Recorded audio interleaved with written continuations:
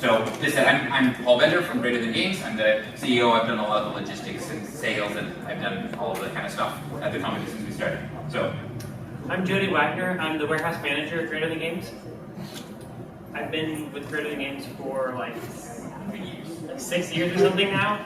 And so I've learned a lot along the way about how the industry works for distribution, and it's changed a lot in those 6 years also. So your area of expertise is moving things from one place to another, and storing them. And shipping and all that kind of Right, yeah.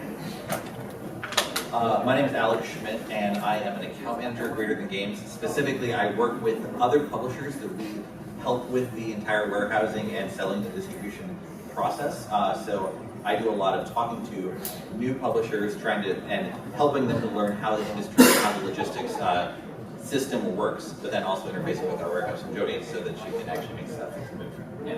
So Alex sees a lot of the problems that smaller publishers have as well. So, yeah. Right, and I'm Katie Adams, and I'm not with Greater Than Games. I'm with BoardGameTables.com, and we started publishing board games. So we are one of those smaller publishers who we have a direct-to-consumer approach with our distribution. We have had On Tour was our first Kickstarter campaign for a game. I deal a lot with customer service issues related to that, and fulfilling Kickstarter play manager type things. Community management and customer service. Yes. I'm Maggie Clayton. Sorry I was late. I'm the marketing director for Greater Than Games, and I handle a lot of our marketing, and I do some of our sales stuff. So when we're selling into distribution, I meet with a lot of those distributors and talk to them about their needs, as well as meeting with a lot of retailers and talking to them about what they want to see on a shelf. I also do a lot of our community management currently, and I work heavily with our Kickstarters, along with several other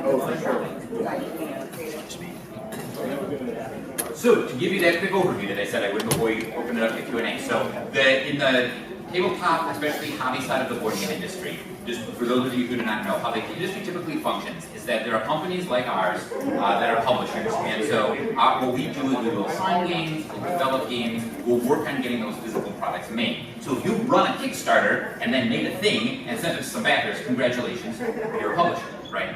So, but then after publishers, you want to ultimately get those games somewhere where consumers can buy them post-Kickstarter. Whether that's a website, whether that's Amazon, whether that is a brick-and-mortar hobby game store.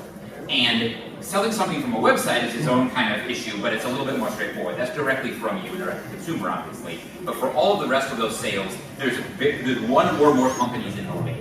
And how it typically has worked historically in the hobby board game industry is that there are a number of different companies that are referred to as distributors that are essentially wholesalers. And what they will do is they will purchase games from all of the different publishers that are out there, a lot of the different publishers that are out there. They will typically publish at quite a steep discount off of MSRP, and then bring those into their warehouse or warehouses, and then sell those on to brick and mortar stores or online retailers, etc. And so how that typically works is they will purchase a game at 60% off MSRP. The distributor will. They will give you a purchase order for a large amount at 60% off MSRP. They will then expect you to pay shipping to their warehouse as well. And then they will warehouse it there and have their own sales team that then sells your games and a bunch of other games from a bunch of other publishers to brick and mortar game stores, and then sends those game stores one or two copies of, and again, whatever copies of the games that they order. So the value that they provide is, as a publisher, you don't have to go and find all of those hundreds of little game stores and establish a sales relationship with them. You don't have to have a sales team to do that. And for the little stores, what's beneficial is they don't have to buy from hundreds of different publishers. They only have to buy from one or two of these wholesale distributors. And so that's typically how that works. Once in a while, there are much larger stores that will want to go directly to a publisher, but often they won't, because it's just that they have one or two people running the store, or they've got a lot of other stuff going on, and it's not worth their time to kind of go and do that. So that's generally the shape of the market in very, very broad strokes. But I want to kind of talk about whatever you want us to talk about. So where are people now in their company? So who of you have run Kickstarters that have made a project? Over there. Okay. So how many of you are thinking of doing a Kickstarter? And that is what you're kind of running right now. That is great. Okay, so then we can talk a little bit more about that side of the process. Because we both run Kickstarters. Yeah. How many of you have a mostly fully designed and arted game? Okay. Okay. How many of you really want to deal with complicated shipping and logistics? Love it. Like I really do. Okay, because that is like an inevitable thing that comes out of that, right? As you become a publisher. So that's really interesting. So if for those of you who are interested in going to Kickstarter with your games and are like coming here for feedback on that, what are you interested in knowing about that side of the process as well? That's something else that we can definitely speak about. But I want to know what are your questions and what are your running interest issues here? So I've been doing a Kickstarter. I guess I gotta worry about like manufacturing. Yeah, And that's then right. I gotta worry about shipping the game out to all my different customers. Yeah, And I know there are companies that do that. Yeah. I've seen here where yeah. they'll handle shipping. What I don't understand is the connection between manufacturer and shipping company. Like, do you get a manufacturer to make your parts? Then do they send those parts to the shipping company? Do they assemble the stuff in the box? Does anything come through me, or is it all just like interfacing into companies? Yeah, that's an excellent question. Did you? I was going to say, so it sort of depends on the process, but generally speaking, your manufacturer is going to put everything together into a box for you. That's usually the most cost-effective thing. Yeah. If there's any repackaging that you have to do after it's left the manufacturing, you're paying double labor essentially. So you'll pay the manufacturer to do a certain amount of packaging, hopefully all of it. If it's gotten to your shipper or whoever you're using for shipping, and they need to then do something else, that's another accrued labor cost, because it's how long does it take a person to take apart this game, put it back together the way that you need it to be put together, put it on a pallet, and send it somewhere else. So ideally, they handle it all at the manufacturer. What you'll do is you will send files to the manufacturer, you will talk to them a lot to make sure that those files are accurate and that the product is going to look the way that you want it. They will send you a pre-production copy, which you will then say, no, all of these things are wrong. You'll go back and forth a little bit more. Then they will send you a mass production copy, which is a copy that should be what the final version is that your consumers are going to get. And after that's happened, they will go into production and make the rest of the games that you need. And then they will then ship it to whoever you've chosen as a shipper. They will set up the logistics for shipping it. That's usually what they handle. If you choose to ship it to yourself, like if you choose to handle all of the shipping yourself, it's a little bit different. The one or two exceptions to that are one, if you're doing a really small Kickstarter and you really want to just put the thing together yourself using generic components. Yeah. So you are effectively spending your time instead of your money. To say, it is worth it for me to build these 100 games myself, and right now I have a lot of time and no money, so I'm going to do that. Then that can work. You take your drive. You're essentially paying yourself for the labor. Exactly. Right, yeah. And Then you're also manufacturing. and you're paying yourself badly for that labor. Yeah. Yeah. And then the other exception is when you have some kind of really deluxe component that you are making oftentimes in the US instead of, like, usually you're making your game in China and it is this deluxe component. For example, the deluxe version of Dragoon from Lightwaste Games does this, where the normal version has these cool plastic pieces, but they have a deluxe version with the metal pieces. And those, they're getting the box from China, then they're opening it up, and then they're putting the metal pieces in the box, and they're closing it and shrink wrapping it again. You're going to be selling from a bunch of other Right, because the labor, right? yeah. And that like also just brings up the fact that people don't tend to value their time. Like a lot of self-publishing people or indie publishers where they're independent, right? They don't consider the amount of labor that it costs you, because your time is worth money. And so And also, like, most people are really bad at estimating how long the labor will take. Because you think, oh, I could do like 20 of these in an hour. Like, that sounds okay, or maybe it doesn't, I don't know. But what you don't think about is, if you're doing that for 10 hours, you're not doing 20 an hour in the 10th hour anymore. Because you get tired. Yeah, we know. yeah. So what are you thinking of as a manufacturer? What kind of manufacturer? So we're both doing games that involve special parts. They're not your normal like flat cardboard game. They're both three-dimensional. Like one, we have these 3D tiles that stack together that we have to get, I guess. It is no problem to find a factory. Yeah. Anything you can imagine, there's a factory that can make it. Right. which is great. Curiosity question: how many of you have manufacturing contacts already?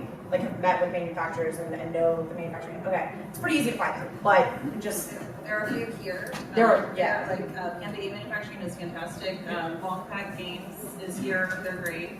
There's like a whole bunch of yeah. manufacturing and in this convention. it's Yeah, really and some of those, resources. they will have booths, so you can stop by and be like, hey, I have a thing I'm thinking about doing, can I have it for? And some of them even have like small like goodie bags of like a couple of meeples or something that they made to show you the quality of the components they can make.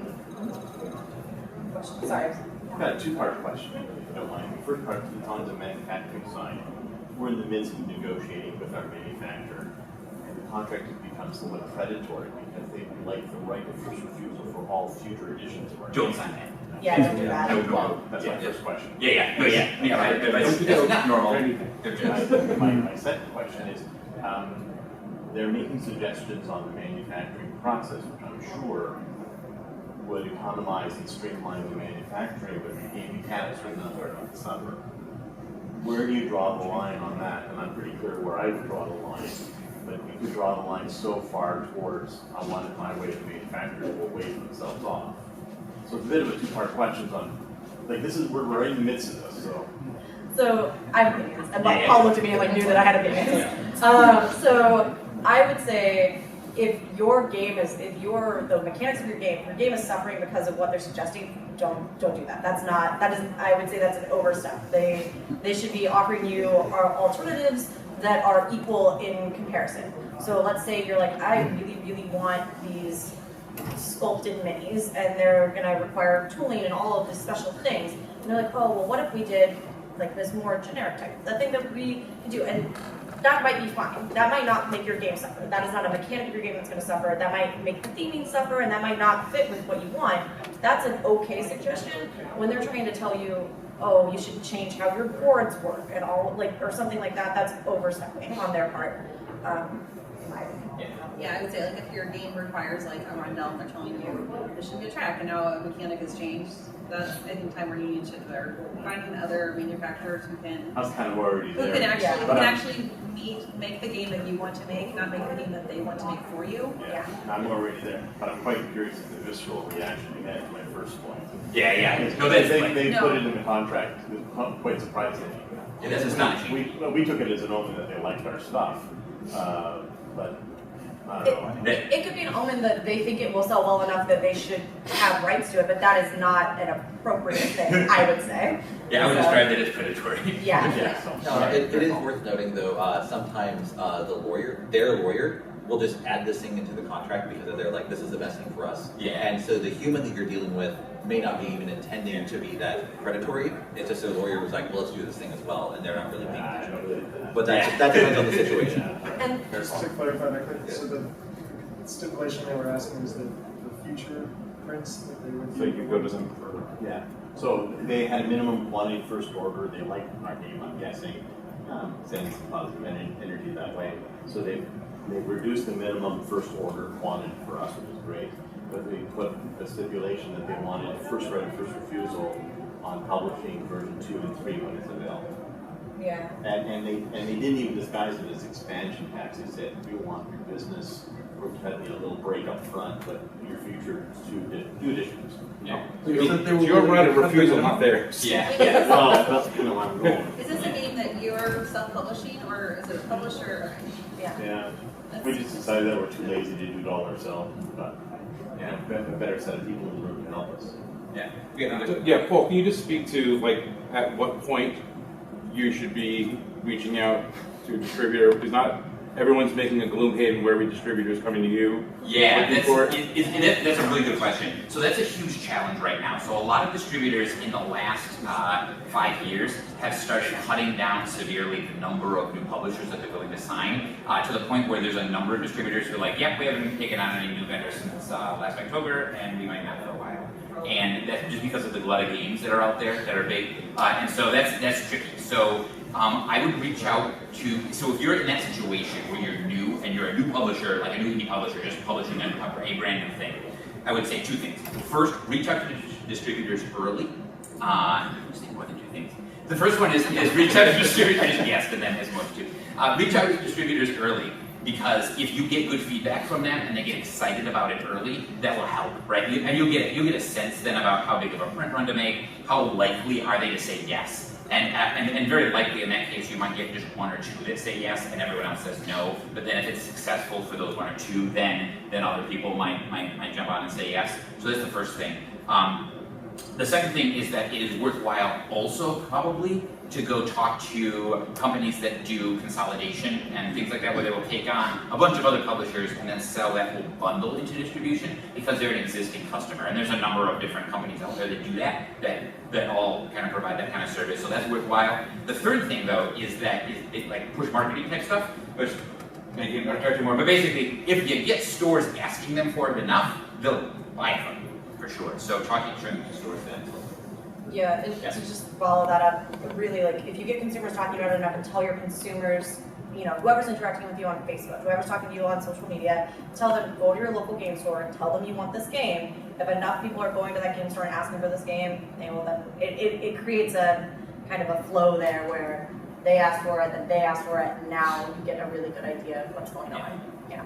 And you want to do that before you tell your publisher, I mean, your manufacturer, how many to print. Yes, generally, yes, so that you get kind of a sense, right? And honestly, talking to people that have some marketing experience and talking to some of the stores, you can get kind of a sense, and then get print, and then talk to them some more after you've done it.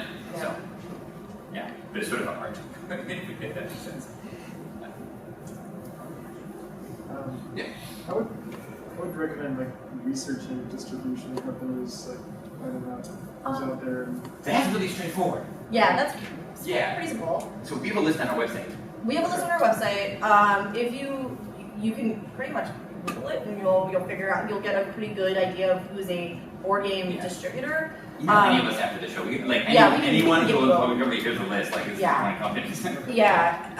Another thing that I would mention though, just on this term, like there are some games that bridge the gap between a toy and a board game, or a book type game and a board game. So there are different types of distributors, and so depending on what your game is, getting it out there and getting some opinions from people might tell you what market you're looking for more, because there are some board game distributors that also do toys, but there are more toy distributors that you would want to then contact if you thought, oh, my game is maybe more of a toy and board game combo, or something like that. So getting an idea of what is your target demographic and like what is this game? Yeah, it's one thing if it's core hobby, another thing if it's very family and mass. Yeah. I saw your hand for a while. So I happened this morning to talk to somebody who works at a small publisher who was pleased that at Gamma they had gotten a lot of distributors to say yes, we want your game. And I'm curious, following on actually from this question about how do you go about this, what would your recommendation be to somebody who's looking for distributors in terms of how do you help get the distributors interested in your game? What's the right venue to connect with them by? And what sort of channel? Like, do you go to Gamma or do you send them an email? And also, maybe a second question, how do you get people interested in the game? Like, that's a really big question, but how do you get distributors into your game if you don't have the retailers calling for it? So as far as like going to a B2B show, so Gamma is considered a business-to-business show. There are designers that go to it, but it's mostly going to be publishers and distributors at Gamma. Gamma is part of the game. It is the Game Manufacturers Association. Yeah, and so becoming a member of that is pretty easy. Contacting Gamma and asking to go is pretty simple, and just attending. Like, there can be regular attendees. You don't have to be a retailer necessarily. You don't have to be a publisher or anything like that. So if you just wanted to go and see what it was like, you definitely could. I would suggest emailing in advance and creating a relationship, a little bit of a dialogue first, to understand whether or not it's really worth the time. Because their convention right now is in Reno, and so it's hard to get to. It's expensive and a little bit silly because of that. So before you spend the time and money to get there, I would just make sure you have some good leads up front. But it's it's valuable to show up. It's valuable to show up in person and build like a face-to-face relationship with each other. Yeah, especially if you- Face-to-face relationships are extremely important. Yeah. Especially set up meetings in advance, both at like shows like that and shows at Gen Con. So to answer the question, basically, you gotta have a thing that's a product, ideally, that's either really good prototype or the real thing, and then get it in front of people as often as possible, and then it has to be really good, and they have to really like it. Yeah. And one thing I would say is, as a new publisher, at Gen Con, all of these distributors are incredibly busy. They have hugely packed schedules. So if you can manage to get them to meet you at, say, Origins or a PAX Unplugged or a smaller convention where there's still presence but their schedule isn't quite as jam-packed, you're going to have a little easier time getting some of their time at a time. Yeah. It's an interesting dichotomy. Like Gen Con is good for like everyone is at Gen Con, and if you're already an established publisher, you get everybody at Gen Con. People are mostly looking for new things at Gen Con, but other shows are usually meeting that. Yeah. Yes. So, going back to the question this gentleman asked earlier, Yeah. from the distributor side, so what happens when you get a distributor who says they want to be the exclusive distributor for? I mean, you could, yeah. So make a bit. That's a business decision. Yeah. Like basically, like, do you think that your increased sales from being exclusive with them will more than make up for your sales, or like the added margin or whatever you get will net you more than selling it to every distributor. And it kind of depends on exactly the kind of game and exactly what kind of market. The thing to be real careful about is what territory are they talking about. Like, don't give anyone worldwide exclusivity because none of them sell worldwide to everyone, right? But they might ask, right? And so I wouldn't do that. Yeah, so just as a follow-up, it was time bound and geography bound. Yeah. And the only thing that's kind of shined us off a tiny bit other than the predatoriness, as I guess it's a bit of a leading question, could you expand or describe or could you comment on any sentiment that you're seeing from manufacturers and distributors for games that have a large digital crossover? Yeah, so we're getting a little spooked by that. So I've mostly seen like cautiously positive feedback about the idea of digital crossover stuff, but it's a weird product. So people are like, it's positive in that it seems neat, and also like, that's weird. I wonder where that fits, depending on the kind of product. Are the two kind of things that I've heard about that specific thing? Well, slightly. I mean, the model that's just popped to my mind. This foremost model. There's a Chronicles of Crime game out there where, as you play the game, you can step aside and on your iPhone, you can virtually pan around a room to see clues. Yeah. And we see a component potentially where our roadmap for our game might see that play a role in the game that we're designing. And it's made the conversation more complex. Yeah. Manufacturer. I'm just wondering if there's a sentiment, pro, con, or indifferent at the distributor level on games that have a roadmap or a strong digital crossover. That's a good question. I don't have a strong sense of, like, there's a few different games that I've seen talk to at distributors there, and I haven't gotten very much beyond neutral. Like, if that makes sense, based on just that.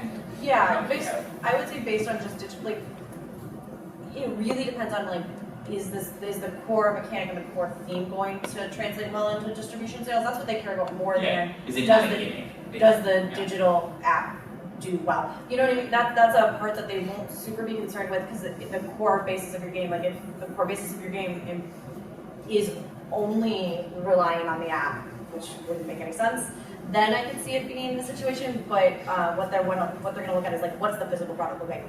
And a lot of what they care about is like, will someone look at this and see the value in what they're holding in their hands?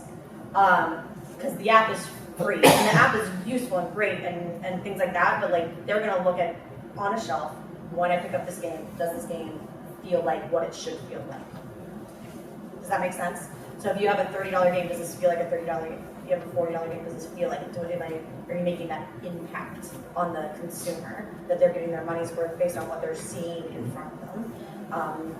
And that's what I think they rely on more. That's what I've seen them do when they pick up a game, when they look at a game. That's what they're looking at. But I guess it's such a small space that your reaction's not going to be consistent. It's not like it's weird. Like I said. I think like the only thing that I can see that they might see as concerned is like, is the app not going to be accessible to like consumers. Like if you're making an app that is extremely takes a lot of storage space on someone's device, which is going to require that they reset their phone before they download their app. That might be like the only thing with that. Yeah, there's a user. But like, I probably need to clarify. We're not thinking of it as an app per se, but we're thinking, if you will, I'm trying to think of a model without giving too much away. Let's say you have two figurines on a board, and there's a label attached to each of these two figurines. It's a QR label.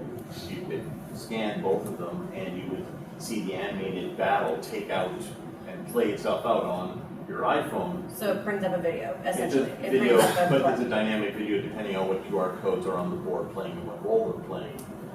So it's not an app per se, but it's a digital component of a board game. I think no matter what, you're still going to see the same thing. Like it's gonna accessibility, size constraints, user friendliness. Yeah, like And how fancy of a phone do you have? Like, what is the market penetration of phones of sufficient quality to make it go? I feel like I'm gonna have a lot more thoughts about this in like 3 or 4 years. Yeah. A bunch of people are doing this. But it is also true that there was a lot more hesitation 4-ish years ago, like when Manchester Man, the second edition was first coming out, and like this was like the app games or the digital integrated games were like a new thing. But like the Detective was nominated for the Kenner Spiel, like having apps or websites or computer connections to board games. It's not typical, but it's not weird at this point. Yeah, I wouldn't say that it's a limiting factor, but I also wouldn't say that it's necessarily a pro or con. Like there's no. Would you say it's more of a differentiating factor, trying to get your game to stand out that extra bit? Not in necessarily. this market? Yeah, there's so many people doing that I don't think that really helps stand out either. I would say it depends on how much it adds to your game. Like if you do it for the sake of, hey, we can do this thing, and other people are doing this thing, and maybe it'll make us stand out, but it doesn't really add anything to the game itself.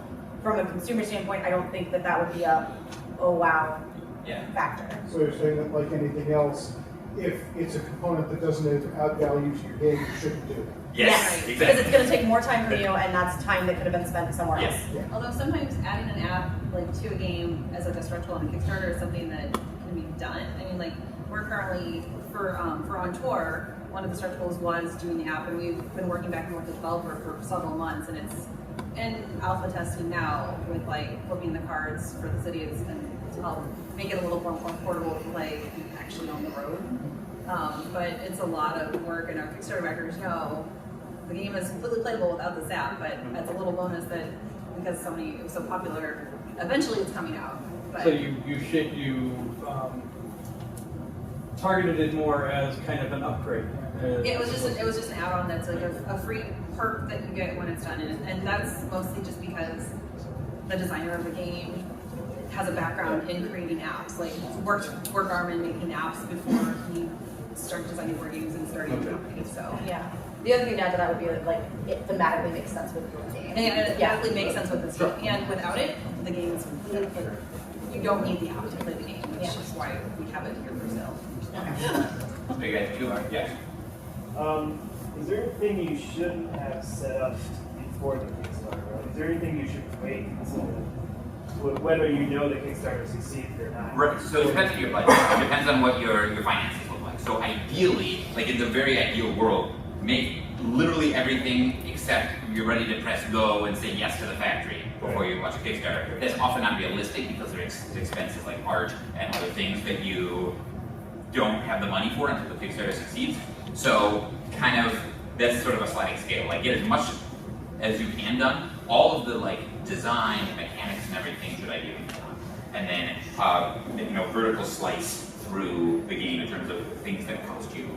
Right, like because I might have to get a manufactured prototype made even before if I know it's going to sell or not. Yeah, absolutely. So you would do that. You would want to prototype it out, get quotes, absolutely. There's still some risk there. Like I don't know if it would be okay, I guess, to wait until that stage until you know, okay, I've already sold Now you gotta have the manufacturing stuff all taken care of before you do the Kickstarter, because otherwise you don't know what the price should be, and you can't figure out like it's not a real thing. Yeah, that's true. You don't have that. Also, realistically, you'll have wanted to put this in front of people to make sure that someone besides, you know, your best friend and your mom want to buy this game. Right. Right, like, and we do that with our stuff too, right? We want to put it in front of an audience to make sure that this is a game that someone wants. Yeah, like we've definitely done things where, like, we made this whole thing, they're like, oh, it's just not right. Yeah, like put it in a box. It's for us only. Put it in a Yeah. box, put it in the back room. But so you'll want to have a pretty far along prototype before you start a Kickstarter, just because you need to make sure that one, people want it, two, what's your price going to be, and from there, your Kickstarter is going to give you a lot of information on how much you need to print, and then also buzz from other people. Yeah. But as your Kickstarter goes, and as you go through the process after the Kickstarter of actually making the game with your manufacturer and stuff, and the months following, that's when you're going to be like, okay, this is getting really good buzz on you know, BGG. So maybe I need to go a more hobby route, and like it'll give you clues as to how far you need to go and how many you should be printing. Yeah. And putting your game in front of as many eyes of playtesters before you get to that Kickstarter stage is valuable. Like, if your local game store has meetups where you have people that are playtesting, or there's in your area, or it's a not far drive where you can go to an out of town meetup where people playtest it, get your game to as many people that you think that you can value their opinion before you say, I'm gonna start this Kickstarter. Yeah. This game that I just came up with last night. Yeah. Small plug for Protospiels. If you haven't been to a Protospiel before, they're all about play testing prototype games, and they happen all over the US. There's a Protospiel indie that I wasn't able to attend last year, and I think it hasn't happened yet. It's in the fall, but that's an excellent place to just throw what? Don't. It's in the spring. It's in the spring. Okay, sorry. So there's one in the spring, and there's something in the fall. I'm sorry, but it helps just because you can bounce ideas off of people who are probably like-minded when it comes to designing. But you're Oh, yeah, no, just a quick thing about, so when you have a distributor now that you're working with, Yeah. so how often do you go to them and you're working on something to get their input? Like for the packaging, you were planning on using your box size. I know like the AEG went away from the clamshell cases where they're small games because Barnes & Noble's basically said, we don't want clamshells, you put it in a box and we'll buy it, and Right. they did. Yeah, pretty frequently. I meet with our distribution partners monthly. Yeah. To just talk about like what is going on in our distribution channels, like what games are coming in, what games are we reordering, things like that, just like the things that are running the company. But then also, this is a game we're working on, this is what we're thinking about for this game. Yeah. So I meet with them like monthly to just talk about some business stuff, and if there's anything like that comes up too, I would do that. And then also we go to all of the B2B shows that happen through distribution to just meet with them and be like, Yeah, we've, I think, for the packaging and product design for all of the games we've released in the last like three or 4 years, we've run every single one by a large suite of distributors to get good feedback on it. Yeah. So it's been really valuable. So, what are the most common and avoidable mistakes committed by self-published board game developers? Charging too little for shipping. Yes. That's the one. Charging too little for shipping on your Kickstarter. Absolutely. That is how you go. Yeah. It is especially true if you do that internationally. Yeah. Because you'll get a lot of people backing internationally if shipping internationally is free, for example. Yeah. Or cheap, like. Or cheap, yeah. Shipping internationally is very expensive and a whole elaborate can of worms, and it's very complicated. People also do a lot of customs fraud. And if you get caught for that, you can definitely not have a publishing company or anything anymore. Yeah. And so there's a lot of that that's been going on, and the EU in particular has been really cracking down on a lot of things in the last year or so. So that's definitely the biggest mistake. I was actually literally the reason I was late is because I was on a roundtable for the Spiel talking about indie publishers. And that question, the exact same question came up. And the other thing that I said was overpromising and not understanding the effect that will have on your game. So having stretch goals is great. Price them out ahead of time so that you know you can actually do that and you have your margins right. Because otherwise what you will end up doing is you will promise a lot of things and then you'll see delays, and you will probably end up not making the profit that you thought you were going to make, or not making any profit if you overpromise too much.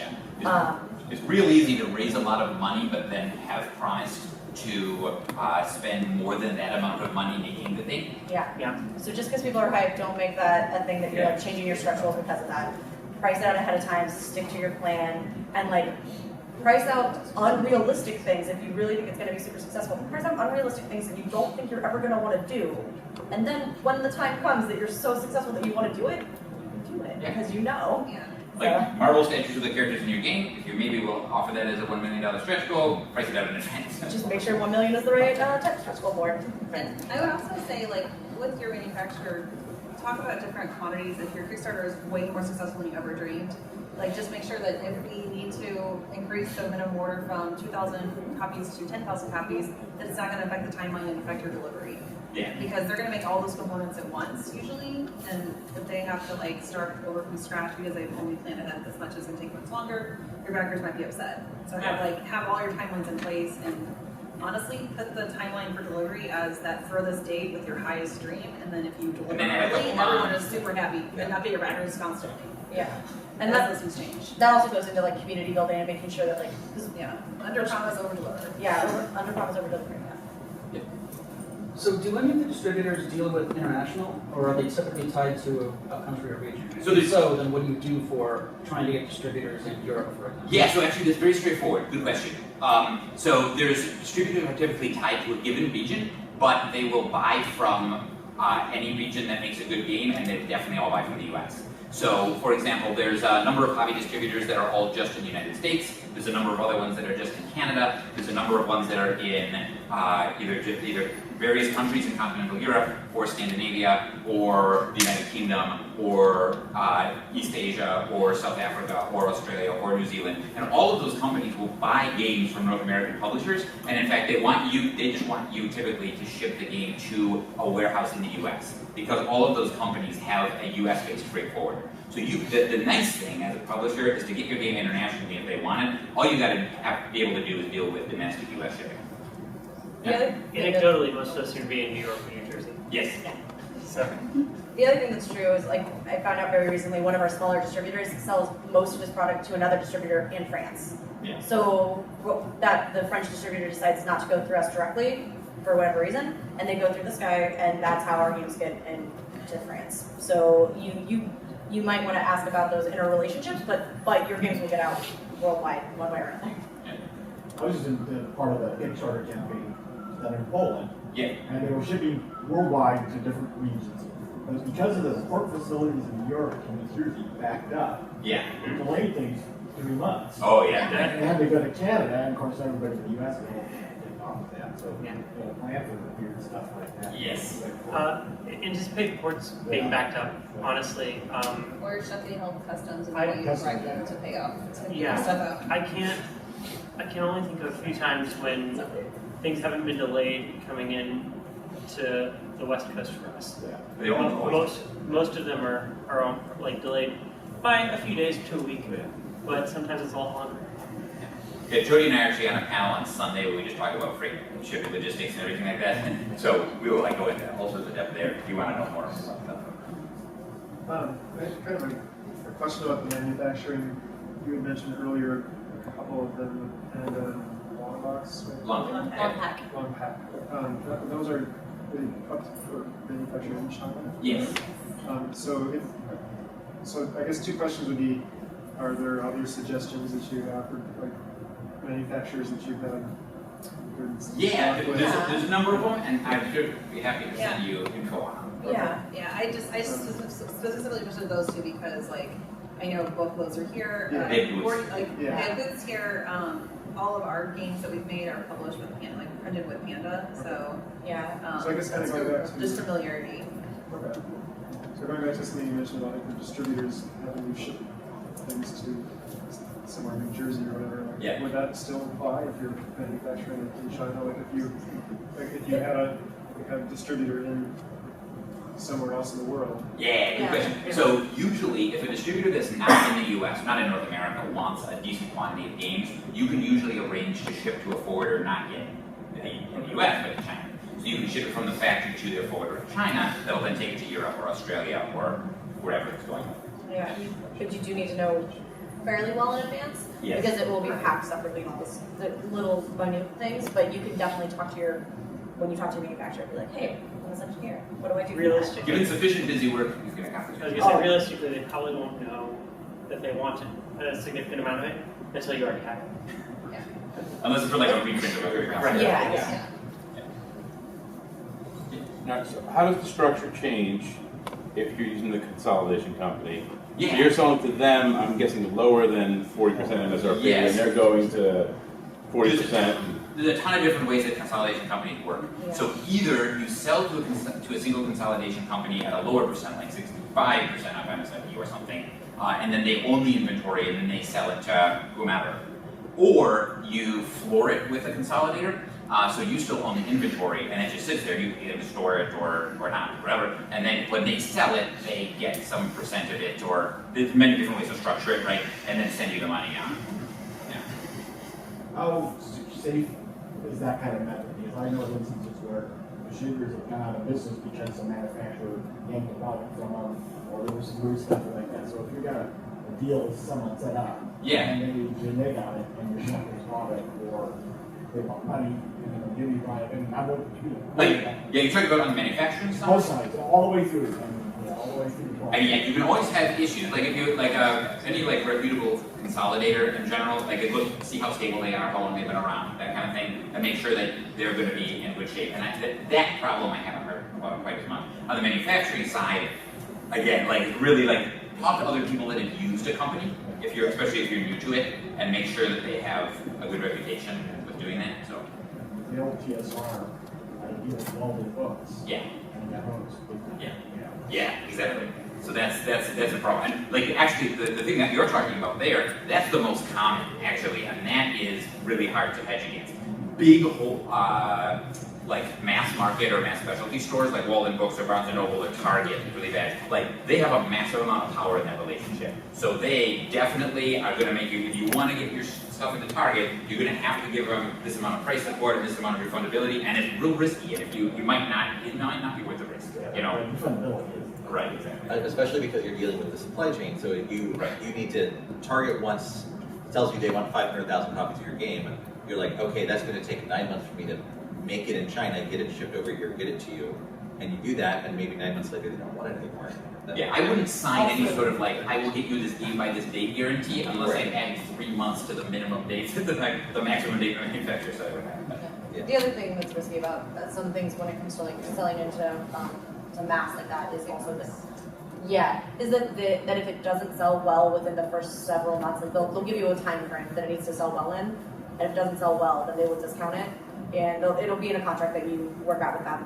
They'll discount it, and that discount can affect the price of your item elsewhere. It can affect what's the term I'm looking for, Paul? Like the market price. Yeah, like right, like the discount, if it's heavily discounted one place, then that floods the market with games and that sets the price expectation at a certain point.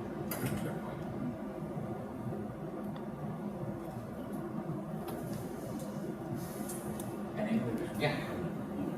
Yeah. So you guys are creating games is big enough that I'm not surprised distributors are willing to meet with you on this. We've got people here who I get the sense starting out. Yeah. So what is their experience going to be like in forming these relationships with distributors? It'll be tricky at first. It'll be really hard, especially now. And if you're a brand new publisher trying to form new relationships with distributors, it's tricky because there's so many companies doing that and so many games coming out that a lot of distributors just don't have a lot of time to even vet or try to onboard new customers. So that's something that's an interesting issue. Like here and at Essen in particular, and any place that they're really going. So like what speaks to distributors now really is pre-existing success. So Kickstarter is good if you can have a very successful Kickstarter and then demonstrate that it's fun. And then you have a Kickstarter that's successful, then make a real thing, then show them the real thing and be like, I made this already and sold it to this many people, but look how good it is. But it's quite a process now. It takes quite a bit of time. We were very lucky. We started our first very successful game in 2011 that we brought to Gen Con. And distributors there there were a few games on the market. Kickstarter was in its infancy, and we didn't even use it for our first game. So they came and just looked at a bunch of games, and they signed the publishers all the time, and they don't anymore. So unfortunately, like starting a board game company in particular was much like the right time, like 2010, 2011, a great time to do it. Just like starting a webcomic in 1998. Start a webcomic in 1998. So it's one of those things that's tricky. There's ways around it, but The consolidator is Yeah, the doing consolidator. Kickstarter and forming those relationships, but it's more of a slide. Yeah, there's also like persistence. Because here's the thing, you might email them and no one will reply, but persistence is key if you really want to form those relationships. Because it's one of those questions of like, there's an onslaught of new games all the time. How do you stay relevant? Persistence is key in a lot of ways. Persistence and like building those relationships up. So it might take you a while before you get your first actual in-person meeting with somebody. But once you've developed that, then ask them for monthly meetings, because a lot of people don't do that, and then they're willing. They might have the time to do that, even if it's a 5-minute phone call, but no one asked them before you. Yeah. And we've even known that there's like one or two people I can think of who in the last like 2 or 3 years are like, I got this little game, little party game, some other game, or whatever. They just went to everything, go to Gen Con, go to Origins, go to Gamma, and just like keep talking to people, keep trying to set up meetings. And a lot of times it's hard to, but if you do it enough, you start to get traction. But it's a lot of an investment in time and also the money involved. Yeah. Again, I have 32 years of retail gaming. Yeah. And so I know distributors, and that friend your local game guys, because they have Yeah, that's true. Yes, that's very good advice actually. and go to the stores with hey, Magic the Gathering. Yeah.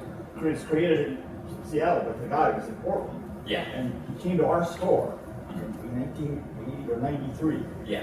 and did a demo. Nobody knew what it was. Yeah. And now look at it. Yeah. You know, because he took the time to turn around to all these little stores. And that's got the word out. Right. And if you got a big local store and they're doing good business, they've been around for a while in particular, they know the distributors, Yeah, right? exactly. And so they probably go to each of the bigger North American-based distributors also has a retailer summit that they bring publishers to, and they bring them to. And if you've got a local store you've got a good relationship with, the owner of that store, whoever from that store, probably goes to some of these business retailer summits. Right. Might be even willing to, if you convince that person that your game is awesome, they might be willing to bring you along and like make that introduction a lot smoother, a lot more likely. It's what you know. Exactly, right. So networking like that is incredibly valuable as in any business. So. The other thing I was going to mention is about consolidators is that, like you mentioned, the relationships can change, the contracts will change, the relationships will change, it varies from place to place. A lot of them will have several games, like several hundred games that they consolidate for. And so that might mean that you are then going, hey, consolidator that I've agreed to work with, send me to this show so I can meet with distributors. How do I get to this show? And they'll have those contacts for you because they will likely have several games in their catalog and won't be able to promote your game specifically at that convention, but they might be able to send you there or find a way for you to get there if you win a certain amount of money, rub some elbows, whatever. But that is a way to do it, is to, if you develop the consolidated relationship early on, just at the beginning, that's a way to get in contact with your distributors, and then you can pull away from consolidation at a later point. They might be sad, but it's business. I've heard you talk about these consolidators.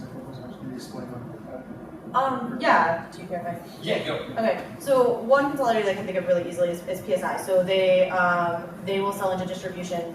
They are a distributor themselves, actually, but they will take games, sell them into distribution, and that just means that instead of you forming those relationships, they already have established relationships, and they say, oh, this is a new game in our product catalog, put this in your system. When a retailer wants to order it, now you know where to get it from. And they'll house your game at their warehouse, usually, and then sell it into distro for you. Just because private order distributors are already making.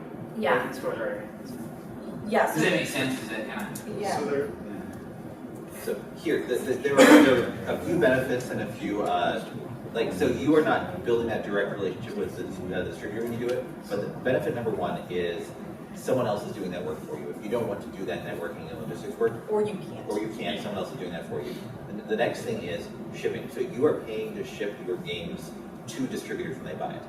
And if you're doing it through a consolidator, you're still paying usually for your portion of the shipping.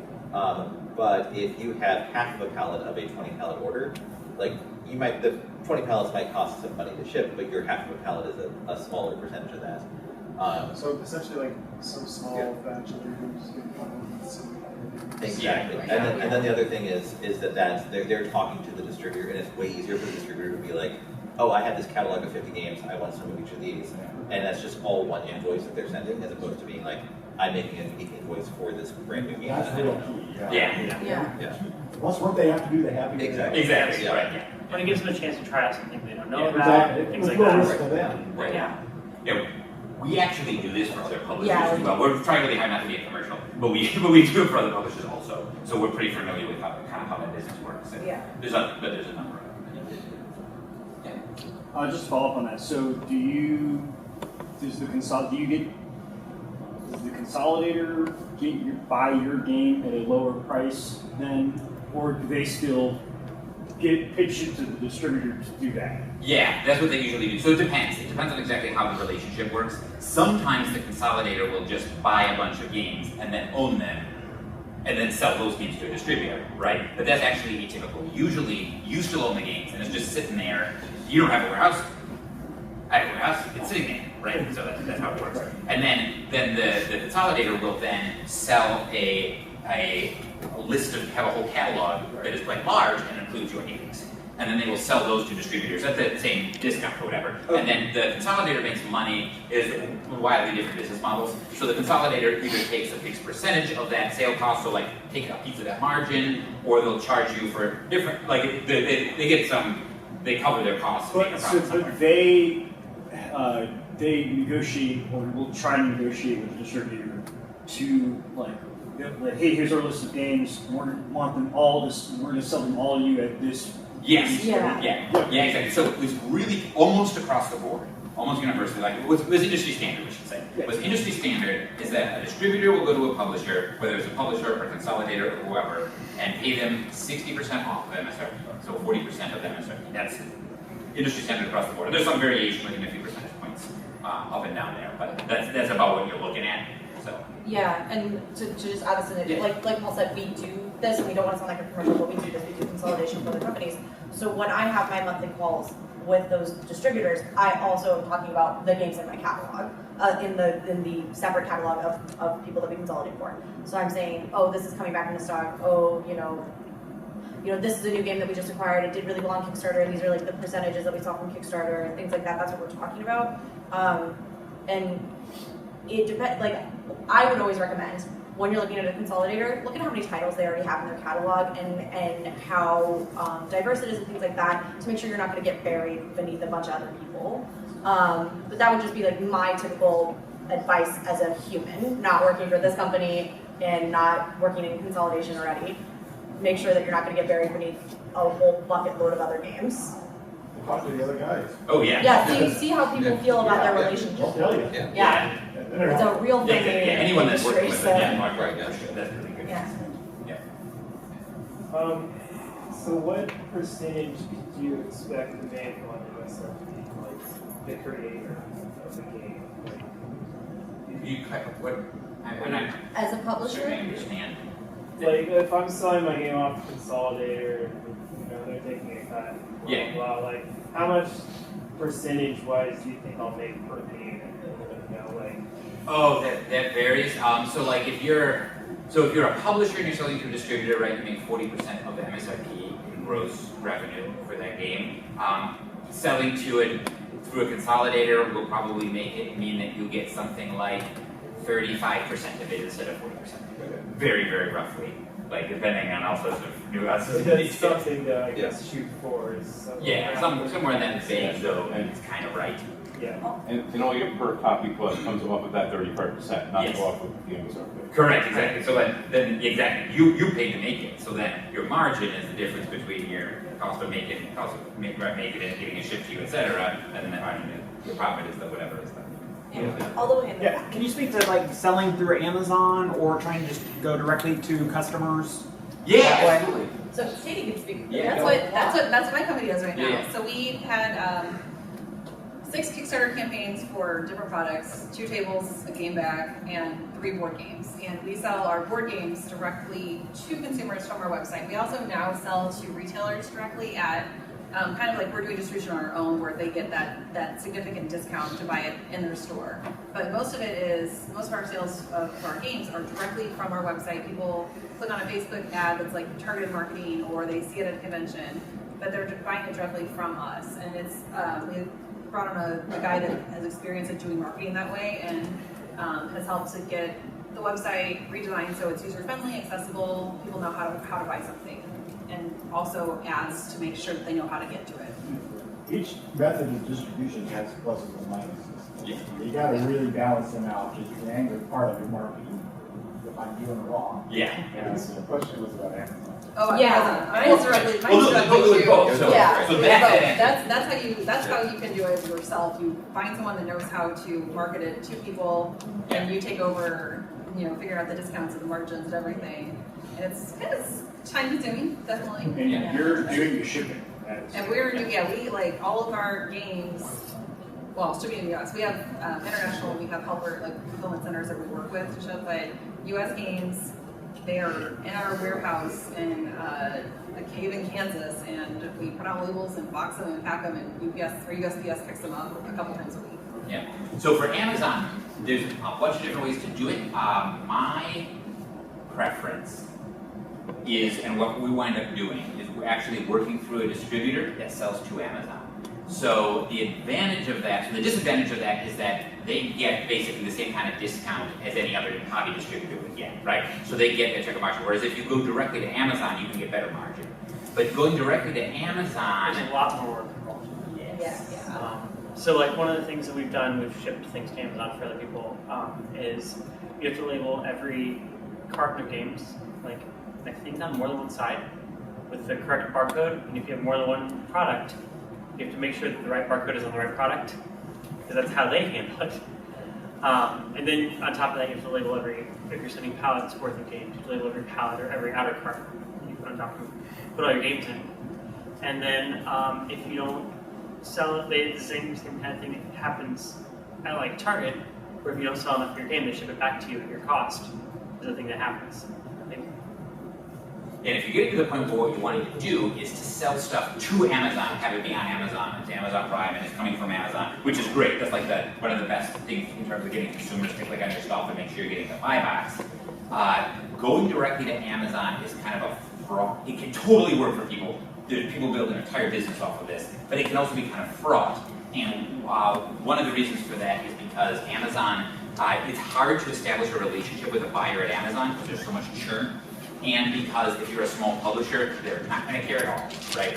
Whereas if you go through, there's like a very, very small number of options. But if you go through someone who's really good and works with Amazon directly and is a big supplier of Amazon, then you can get a lot more get a lot more access and a lot more consistent purchaser relationship than actually going to Amazon. So it's like, is it worth the trade-off of the margin and things like that? But that's my preference. And then the last thing you can do is you can be an independent seller on Amazon. Yeah. Amazon works like eBay also. So you can do that, and nothing will be Prime. It'll just be, hey, pay this plus the $5.99 shipping, and then they'll get it to you in 2 weeks or something. And that's what your company could effectively do, like, because you ship everything yourself, right? And so you could directly sell via Amazon? Yeah, because Amazon is just another storefront. Yeah, it's another storefront. Yeah. It's like instead of making your own website to sell things on, you can use Amazon as well. But at that point, like, what's the point, like, right? Because you're optimizing people do. Yeah.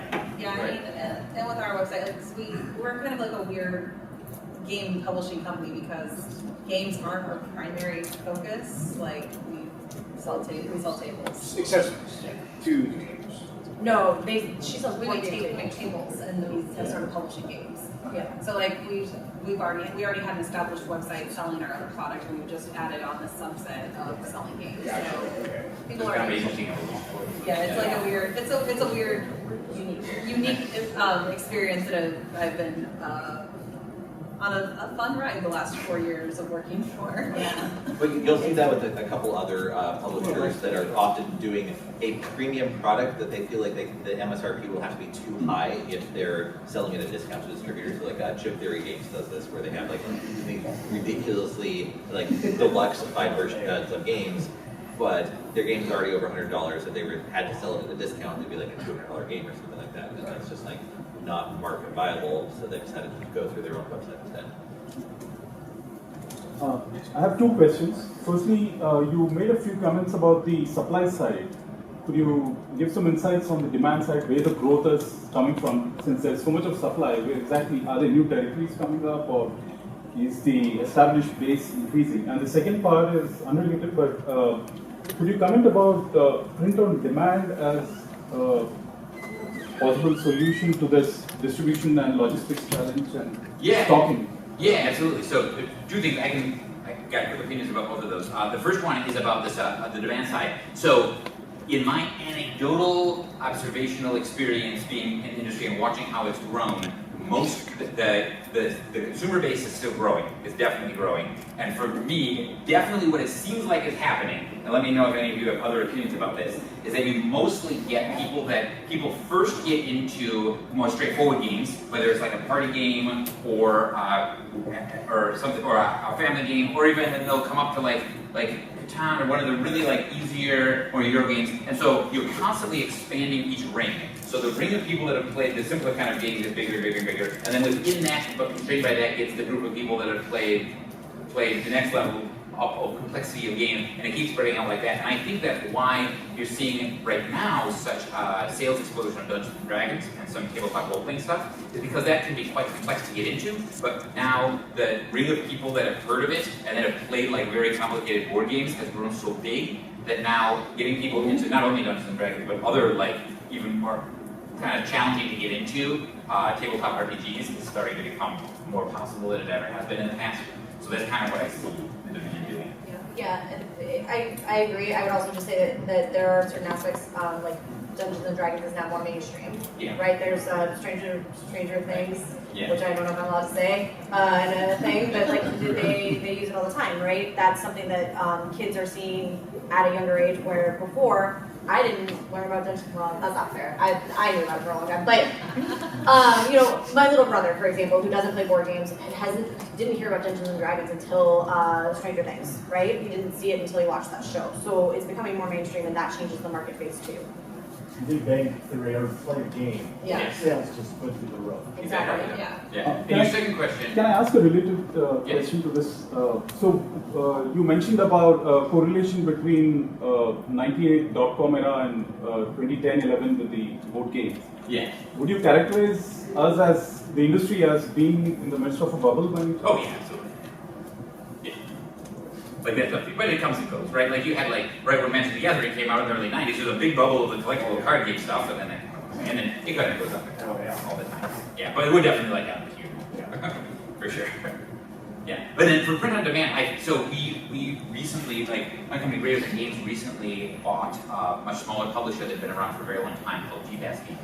And they've done a lot of print on demand kind of things that work very, very well for like smaller run or niche like esoteric products. It can work very well.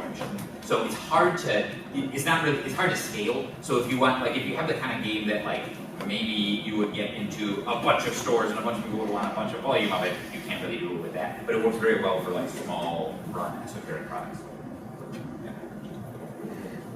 And the simpler the product is, the easier it is to ground expand as well. So if it's just some cards, that's way easier than doing, well, I have these minis, and I have these cards, and I have this punch board, and I have this player board, like all of these things. The more you add to the game, the harder it is. Yeah, custom non-cardboard is really hard to on-demand. Right. Yeah. And then the cost.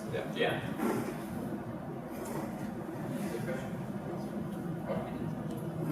You're allowed to ask questions. Okay. I'm curious about the manufacturing industry. Yeah. And from what I've heard, it's mostly China, Yeah. and they can make anything. Yeah. But I'm kind of curious, where do you see it going in the future? Is it going to get cheaper and cheaper? Is it going to get more and more expensive? Is it going to expand beyond China? That's a really interesting question. So that is, I've got a few thoughts about that. Okay, so in general, I think that for the most part it will stay in China. But I don't think that you're going to see a huge, like, there'll be inflation-based increases in expense, but not very much beyond that. And this is why. So it will stay in China because that's what the supply chain is. So regardless of what else happens, like cardboard you can do in North America to an extent. And you can do some decent cardboard stuff in North America. But the quality of the cardboard stuff you can do in North America in terms of like, I'm making an $80 to $100 board game that feels awesome when I pick it up on a shelf, you can't make those kind of boxes even in North America. And the reason why is because all the factories with the tooling to make those boxes, no one wants a box like that unless you're selling a hobby board game. But really, if you're selling an iPhone, That's what the boxes are for, right? So think about the box if you get an iPhone or a Samsung laptop or any fancy electronics in, those like glorious boxes that you then throw away. That's the factories that are making all the hobby board games, right? Like our entire industry is piggybacking on their excess capacity, basically, right? Because like the amount of demand there is so much higher. So as long as the demand for those fancy boxes from the electronics industry is in East Asia, it's going to stay there for sure. But then beyond that, like all of the fancy, once you get into the level of supply chain for things like plastics and knowledge for things like more complex printing methods and then tooling for miniatures and sculpting and things like that, the knowledge base and manufacturing base is all there as well. So that's why it is incredibly difficult to do large-scale, complex injection molding outside of southern China. Like once you leave the Pearl River Delta, the supply chain and expertise just isn't there, and the machines aren't there. So it would be like possible to move it, but like the amount of money and investment it would take to do so would be massive. Right, and so there'd have to be something that's really worth it, and getting all of the hobby board game business isn't big enough. So it would have to be something bigger than that to move it, right? So, yeah. So that's something anecdotal to what you just said from our first sentence. We actually flew to China to meet the manufacturer. We're pretty serious with this. We met one manufacturer who's actually thinking this way about the necessity to have boxes made in high quality and have the experience of opening the box, to the point that they call their design publishing department the theater department. Yes. Because they think that opening the box should be like a show. Yeah. For the person who buys your game from you. Mm-hmm. So there are some manufacturers out there that are absolutely plugged into this. Yeah. And my anecdotal experience, that it sounds like it echoes yours too, is that the factories now, go to a factory in China that makes stuff, they're really gorgeous factories. Oh, they're impressive. They're really high tech and heavily automated to the extent that they can be, and it's not the cost of labor anymore that's driving that. It's also this. We went to a boutique manufacturer, and they're 127,000 square foot. Like, we went to a boutique one. Yeah, we didn't go to Panda. We didn't go to those guys. Right. Yeah, it's really impressive. Yeah. The one other thing I'll say about manufacturing is, if you have a game that does not have minis that you want to sell in Europe and only in Europe, you can have it made pretty well in Europe. Yeah, there's some decent cardboard-based manufacturing in Eastern Europe. But the problem is the price of doing China is making it in China and shipping it to North America or Europe. So once you've made the games in Europe, if you want those games in North America, it's too expensive to ship them here and have a decent MSRP. And so that is actually why you see a lot of games that do really well in Germany or in Europe, but then they actually struggle to get over here because they manufactured them there and it costs too much to get it here. Those are subtle annoyances that come up periodically when any company, like you can totally manufacture even in Eastern Europe or North America, but there's subtle annoyances that come up. And one of the biggest ones that Jody and I run into is that big factories in China are cardboard factories. They'll make these double or triple wall custom corrugated cases for your games. So the cartons are robust. Like you can throw that whole carton down the stairs and your games are fine. If you get games made in North America or Europe, the games might be real good, but the cartons are going to be kind of garbage. So they're going to be single wall. You know those boxes that FedEx prints a paper with paper in? They're about like that. Yeah. Like a gift box, essentially. Right. So so your damage rates on shipping when you ship full cartons, even when it's palletized, are way higher. Yeah, even palletized things, like you just spend a lot of money on packing material. Yeah, which is interesting. Actually, Terraforming Mars is a good example of this. The actual box is really thin. They got around it by doing an insert that goes into the box on the inside. So there's like an extra layer that's actually a different piece of cardboard to the actual bottom side of the box. Yeah, so there's ways you can get the work around if you're going to manufacture a smaller factory. What should these not yet Kickstarter people be looking forward to in terms of loss and shipping? Because you just talked about things, not surviving the shipping process. Yeah, what's our shipping rate? Like 1 or 2%? Yeah. Like, and it's gotten a lot better over the years. So less than 5% for us now. Yeah, for sure. I don't think it always was though. I think we've got over 5%. But that's a surprise, right? You guys weren't thinking in terms of 5% of my games are just not even going to make it from the manufacturer. Well, they'll make it, but they'll be like a hole in it. Yeah. Or worse, the person will have forgotten to give you their apartment number, or they left a number off their address, which means it makes it there, and you pay shipping for it to make it there. And then either it's destroyed because they can't deliver it, or somebody goes, ooh, free game. Or worse, you get to pay for them to ship it back to you, and you're paid for the shipping back, and your customer doesn't have the game still, which means they're going to want you to pay to ship it to them again. So 3 times shipping cost for one game. Yeah. What about insurance? One of the frustrating things about board games is actually that the box is a part of the product. Like with everything else you buy, you get the box, you take the thing out of it, throw it away. We don't do that with board games. And so you have to make sure that you're packing it adequately, and even if something's packed adequately, a certain percentage of them are still going to get damaged, because it's hard to stop edge damage if something just hits the edge of a box, like at a brick game, essentially. And with your Kickstarter fulfillment, there are, like some of the companies in China that manufacture are able to help you by making, if you are planning on doing fulfillment yourself for the Kickstarter copies, they can make you a custom cardboard box that is capable of shipping your game box in, and you're going to pay more because they're able to put fewer pre-packed games per carton, which means fewer games per pallet, but it can cut down on your labor expenses for doing it when you're doing fulfillment yourself. Yeah. But while you're in the world where cardboard manufacturing is made so well, that's the thing that you can talk to your manufacturer about, like, is this an option? How much does it add to the cost? Which then you can use that to help figure out what you need to charge at Kickstarter. And when they do that, they put those in those triple wall boxes that I'm So talking then about. it's shipping in like a triple wall box inside of a triple wall box. A lot of pallets. Then they will be. Like the biggest downside of that is it increases your volume of stuff you're importing. But as long as that doesn't get out of control, like the factory that made your game can make the best box to ship it in, like way better than any box you can buy for the same price as you could buy the box, like a crappier box. For insurance, like but it costs more money than just paying to be shipped this 5% of stuff that gets damaged. Is the problem. So if 5% of things are getting damaged, you're paying maybe 10% for insurance. Yeah. I've known entire shipments of books. Oh, yes. That have gone down with the ship. Yeah. Oh, so we've got marine insurance. Yes. I understand. That's different. Yeah, then you got it. Yeah. That's coming. Because then it's a single point of failure. But yeah, for the parcels. But for parcels. Related to that, I've noticed on some Kickstarters lately, they'll cut down on the number of different tiers, then the tier comes in a box, and then everything is shipped in a like double wall box. Again, fewer per pallet, but much easier on the fulfillment labor to get it out to the individual pallet. Yeah, hell yeah, definitely. When we ship things for other companies, if you just ship us a box and want us to put a label on it and send it out, we'll ship it for a lot less than if you want us to put 4 things in a box and ship that box. And with creating your products, as few SKUs as possible. Yes. Yes. One, maybe 2 variations. Nice, base game, upgraded game. That's or base game expansion. Yeah, base game expansion. Yeah. And that's good for shipping, and that's good for the distributors too, because then they don't get confused by so many SKUs. So it's good across. There's also some really weird laws around the world about what you can sell where. Yes. For example, you can't sell toy cars in Italy. Oh, that's weird. It is I weird didn't know that. because Fiat and Ferrari don't want it. Yeah. So if you had a game with cars in it, you couldn't sell it in Italy. Yeah. Kind of thing. You got to do some checks. Yeah.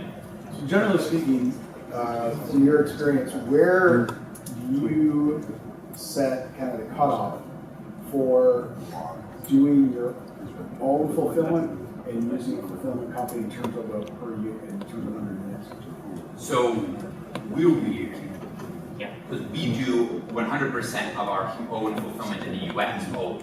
I was the first employee at Great Games, so that we could do that. Like, specifically so we could do that. Yeah. Once we have for other regions though, so we will actually use like Katie said, like the same as Katie will use fulfillment partners in other continents, as long as I will in Europe as long as I get over 100 usually. Yeah, it's like we use fulfillment partners that we have already established like a trust base either for word of mouth with other publishers or other people that have worked with them that can say like this company in Europe is great for shipping your product, and then reach out, find a couple different things, get feedback before saying this is my one and only, I'm never going to use them. Yeah. And be willing to be flexible if it has to change. And one thing, as long as you're getting a couple thousand of orders as well, assuming you don't have your own warehouse and aren't doing regular shipping yourself, if you go walk into a FedEx store or a UPS store or even USPS, like what you are paying for shipping is so much more than a company is paying for shipping. So sometimes it can actually be the same price or cheaper to have them ship for you than to do it yourself, just because they're getting such a better discount because they're shipping thousands of parcels every month, so they're getting it. They may be paying half of what you are for shipping per parcel. One quick follow-up. Yeah. I remember what Madeline said about in some countries it's weird what you can sell. We're in Europe, I'm based in the UK, and there's some interesting laws around multilingual packaging that we need to adhere to. In Canada, I know that it has to be in French and English. Is there an advantage to start with the idea of having 7 languages in the box at the publish time? So that's very expensive, and usually, I haven't seen it matter unless you're really, really heavily going for the continental European market in particular. That's been my observation of the situation, because you typically all of the wholesalers we deal with, that hasn't been a concern for them. And we sell mostly English language things, and when we have had other language versions of our games, we've actually worked with a partner in those countries, whether it's Germany or France, or what have you. So I kind of feel the same way. Yeah. I don't write the check for that. Yeah. I actually work for a Canadian game company. Yeah. And we don't bother with French unless you want to sell them back. Yeah. Yeah. And actually, even then, we only bother if we want to sell it to a larger retailer in Quebec. Yeah. But doesn't it have to have French on it to be sold in Quebec? If the game itself has English language content, really there's no point. You're not going to get the French market, right? They only want all French content with French, like on the box, no English. Yeah, that's not going to happen. Yeah, exactly. And we work honestly there's companies usually if you have a game that you sell the French rights to or work with a partner for French, they will be like, we will get the rights for French language, which means we will sell it in France and Quebec. That's usually where they go. So. One thing you will occasionally see is if you've made a base game and that's been published in a few different languages, and then you're making an accessory for that game, and the accessory's rules are pretty simple, and then you might be able to put multiple language rules on the same piece of paper, and at that point it may be worth it to make the accessory multilingual, but that's not the base game. Yeah, it's kind of a niche too. Yeah. I see it occasionally. Yeah. It's nearly 5:30, and I think we need to wrap up at 5:30 so we can do the next thing. But is there one or two more questions at all before we? Andy, you have a million questions. I know, Andy. Yeah. Okay, so I don't know whether this is the appropriate question for this audience, but there was a mention earlier that there's been a lot of discussion about supply versus demand. And I imagine a lot of people here, since they're just getting started, are wondering how their game is going to rise above the crowd, right? So do you want to address that? Do you want to say, okay, for Kickstarter, yeah, there are these things you want to be careful about with shipping and too big, too expensive thing. But how do you get people to even notice you had a Kickstarter? That is complex. Yes. Yeah, so it's a lot of marketing. Do you guys care about that? Is that a question you want to ask? Okay. So, how do you make sure you write about this? Okay, so when it comes to your actual Kickstarter campaign, finding out how to do some press coverage and some media coverage up front is really great, and also having resources to be able to point someone to. So this is why we said it's really important to have a good prototype available, because you want to take pictures, show it off, make a video, have something where people can go and learn about it, because that's the only way they're going to know, why do I like this game? But then the other side of it, being the media side, is connections you're going to make when you go around and show it off too. Because that's where, if you're at Origin showing off your game in the pub room or somewhere, people will come by and be like, oh man, I really like this. Can I, what are you guys doing your Kickstarter? What can I do for you? Can I do an article? Can I write about this? Can I talk to people about this?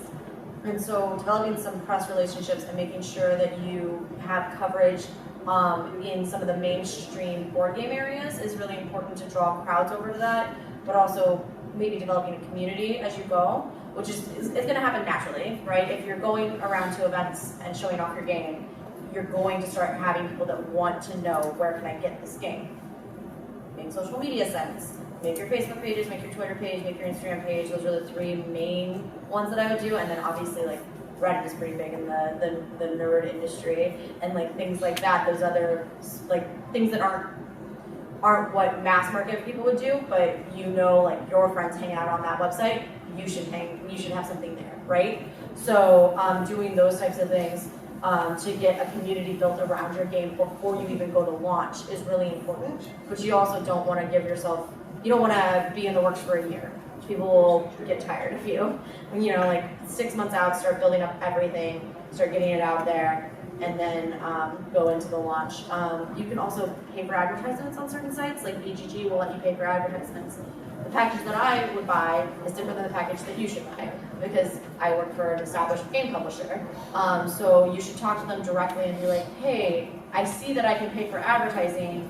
I am very small, what do I, like, this is what I think I want, does that make sense? And they're very good at communicating with people and talking about, is this what is best for you as a company, and what will your return be on it?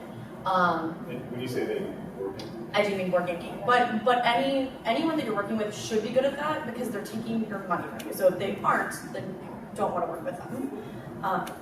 Just on that, what about the Kickstarter campaigns? Right, you're pretty keen on that, and I get the community involvement and the engagement with that. Yeah. What about campaign managers? I mean, we've had a lot of pitches from campaign managers that So include when you're- Facebook's. Yeah. I mean, they're not the cheapest in the world, but they have certainly a long enough laundry list of what they're going to do for us. Yeah, we've worked with some, and it's been pretty decent. The marketing and traffic driving side is a little bit less valuable in my experience out of a pledge manager than the pledge managing. And so the most frustrating thing about Kickstarter is that you do it and then you got to pay someone else to do the second half of the thing, which is very silly. Well, I think you're talking about campaign managers where it's like someone who says, I've successfully advertised this other campaign, not the do you want to pay me to advance? I see, I'm sorry. I was thinking of back again, but he's talking about hiring someone to manage a campaign. I've not really seen them do a good job, but They mostly sound like, in my experience, we get a lot of emails like every other day. I have 7 or 8 emails from them, and they all seem very spammy.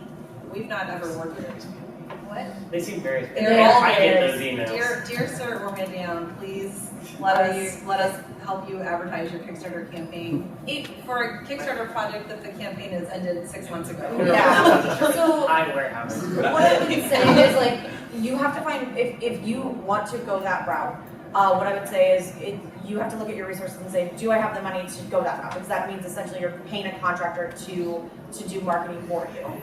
But I'm also paying somebody who's potentially done it before to avoid mistakes. I'm going to be making. Yes. You have to, and so that's why. So the people that we're talking about, they are like spam bots essentially that will email us and be like, "Hey, we want to work with you." If you meet an individual, meet them in person, work out a contract, and do it the right business way, I would say that's not a terrible choice. We wouldn't do that, but that's also because we have someone hired. I don't know. I've met people in person even that maybe seem legit. I've never heard someone that came to me and said, you know what, I hired this company to do the pre-marketing for my Kickstarter and it went well. Yeah. I've never heard anyone say that. So I think probably look at, if we're finding a successful Kickstarter, look at Kickstarter campaigns that stand out to you. Look to see a lot of times if you Google that game's name, you'll see search history results of where they were sharing their Kickstarter at. Yeah. Kind of you can work your way backward to figure out okay, does this have a similar mechanic? Are we looking for the same audience? Can I use them as a framework? So you're doing a lot more legwork on your own, spending a lot of time, but you're also not doing the spam bot. Yeah. And you're knowing where to spend the time. Because Kickstarter ultimately isn't marketing, really. It's not really advertising. It's an amplifier for whatever else you're already doing, community building and advertising. Yeah. So there's not really a shortcut. You just have to do a lot of the community building and marketing. The amount of vetting that would go into actually hiring someone to do that for you, the amount of vetting that I would recommend someone does, I would say you're probably going to make you're going to, in your head, create half of a marketing campaign yourself. Anyways, because you're going to need to talk to who they've worked with before, see their campaigns that they've worked on before, make sure that they're good for your product, and then by the time you're done with it, you're like, this is what I would like it to look like when we do this marketing campaign. You probably could just do it yourself by the time you did enough vetting, in my opinion. But you're way overstating my ability, but thank you. And finding like using resources where you can outsource, like if you're not really good at digital graphic design, like there's websites out there where you can find freelance artists who will help you make your campaign page look exactly how you want it to look, and they're doing the work for you. You're paying them a small chunk of what it is, but you're paying them for the work. And when people look at your page, it looks polished, and people are saying like, this company, it's brand new, I've never heard of them, but they're not just like, they decided that they were going to make this game last night and put it on Kickstarter today. Yeah, it's a legit company. Probably also think about your goals a little bit. Think about whether you just have one cool game idea that you've been thinking about for 20 years and you just really want to make it, or whether you're like, oh, you know, I've got like 10 game ideas and I want to make this one, and then I want to make another one after that, and I want to make another one after that, and see where those things are in the needs for those for your future endeavors. Yes. All right, we should probably, like, it is after 5:30, so we probably. Do we want to do one more question? There was one person that had their hand up already, sorry. This is a quick question. So I see all these really high production Kickstarters, and they have this like intro movie and all this crap. Like, in your opinion, does that really help? Yes. Huge, right? Yeah. So Trevor at the back of the room is the person that makes all of our movies, and it's a tremendous help. And that's again going back to the have a pre-production copy that you can show off, because people want to see what it looks like. The things that I'm noticing is less useful is when you do design reviews. I put that towards the end of my campaigns, but yeah. Here's the thing. I don't ever want to watch a Kickstarter video. I hate watching know, that's what I was them. gonna They say. make me feel mad. I don't like. But they help the campaign. I don't care about the Me neither, but the they help. story like intro and stuff. I just want to see the game. Yeah, but more people care. There's people who want to watch YouTube instead of read a book. Well, and if you can include, like, in your intro video, the story about, like, how your game, like, some of the mechanics, like, and showing off these quality prototype components you've had made, like, allocate some of your budget to making really good prototypes, because you're going to want it on your videos, you're going to want it in your pictures. You also should send it out to reviewers that are able to do a review or a walkthrough of how to play it, and have that on your campaign page, ready to go, loaded, so when your campaign goes live, so that people can say, how does the game play? Yeah. And have someone that's not just you who created it, but someone who has read the rules and learned how to play it, and now in a video to show other people. Yeah, and you want to budget the time to do that, which is part of your marketing plan. Is you want to make sure you give them enough time to turn around a review for you. Right.